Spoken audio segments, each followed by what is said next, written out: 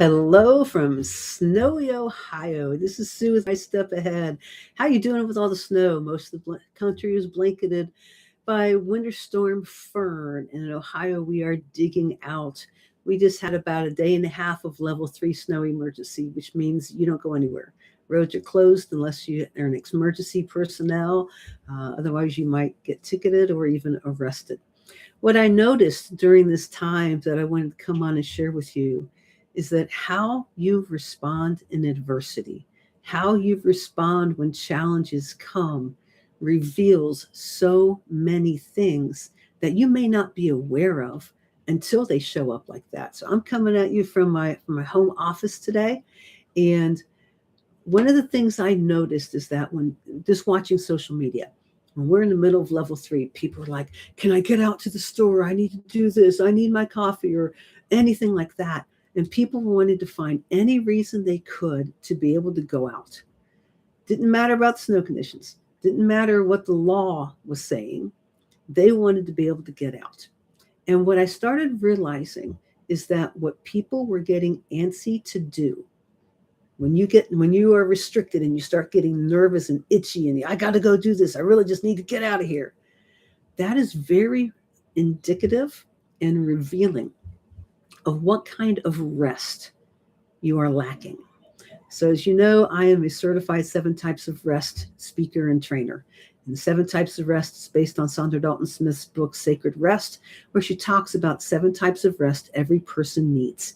And just to briefly recap those 7 types that every person needs are physical.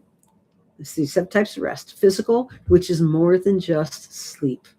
Physical rest, mental, emotional, spiritual, creative, sensory, and social. And it's that framework that I'm working around in the comments I want to share today. So when I saw people asking, "Can I get out? I need to get out. I need to go," especially the folks who were asking if a coffee shop was open or if a pizza shop was open or something. Yes, there are needs. I understand that. Beyond that, I want to go beyond just the basic needs here.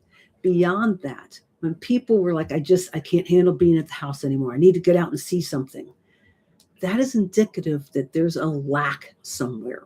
So say somebody's like, "I got to go get my Starbucks. I can't handle regular coffee. I need to have my Starbucks. I'm going to meet my friend for a coffee." That can be indicative of some social rest, needing to connect socially, be it with the barista, be it with a friend, anything like that. That may be that, okay, I get some social rest, some connection time when I'm with somebody. And when I don't have opportunity to be with somebody, I feel it really quickly. So that can be helpful to be aware of that, to then say, okay, how do I want to widen my circle just a little bit so that I go just beyond that coffee date with a friend? But now, how can I find some social rest, some connection in other ways? Personal is by far best, yes. And when snow hits or anything like that, or distance happens, we need to find other ways. Sometimes just connecting over the internet on Zoom or Facebook or anything like that can be lacking as well, because we all do so much on a screen that maybe you can get some social rest by picking up the phone and having a phone conversation instead of having to look at a screen. That also goes into sensory rest. If you're cooped up at the house and all you're doing is on your phone and you're scrolling and you're doing Facebook, and you're doing Instagram and all the things, and you're like, I just need to get off my phone for a while.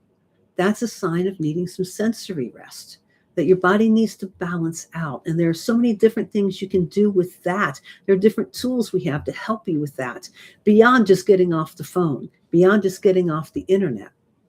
There are a number of different things that can help you get that sensory rest, because your senses, how many senses are there? All of them go into play. So maybe it's something in the room where you are is adding to the extra sensory stimulation going on in the brain. But even little things like a comment you say of, "I got to get out of here, I got to get off my phone," that is indicative. Maybe it's something you get irritated that you can't do.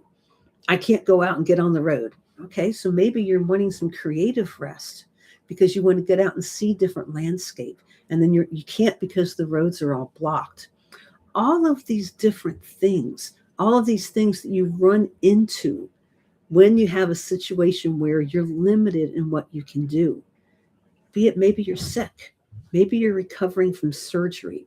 All of those different times of adversity can make a difference and be revealing of what kind of rest you might be lacking. And a well balanced life, a life that helps steer you away from potential burnout and depletion, has good balance in all those different types of things. Rest is an identity. It's not just something you achieve, but rest is an identity. And that starts with self awareness. It starts with being more aware of where you're getting drained, of what are the things that are sucking the life out of you, so to speak. Maybe it's not having social contact. Maybe it's I'm just worn out emotionally because mentally because I have so much coming at me. That can be indicative of needing to work on some boundaries. And that again goes to less stress, goes to emotional rest, goes to some better self-talk. You can see how all of these areas of rest are intertwined. So when I say it's an identity of rest, that's what I'm talking about. I have a free PDF I'd love to get into your hand that talks about the identity of rest. And all you have to do is comment on this identity, put that in the comments, and I'll make sure I get that to you. Today, as the world starts to dig out, we are now up to a level 2 snow emergency, which means roads are open. It's not advisable that you're out driving. The roads are not great from what I hear, but at least the road crews are getting a little bit of progress made, which is encouraging.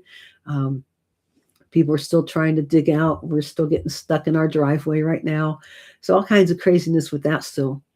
But as the world starts to dig out, as it starts to thaw, I know Nashville is just, for lack of a better word, decimated with the ice storm they had. And I've seen pictures of trees just cracked and broken all over the roadways.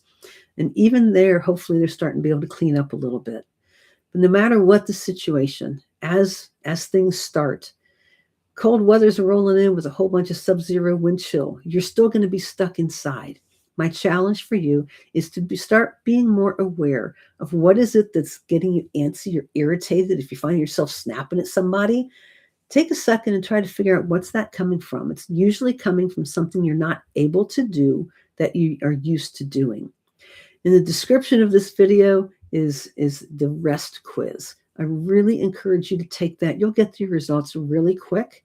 And then if you'd like to talk more about that, you can go to my website, SueBowles.com, and schedule a quick 15-minute phone call with me. We can go over your results, talk about where the gaps are, what's sucking the life out of you, and see what we can do maybe to help you level out a little bit. So stay warm, stay encouraged, and stay rested.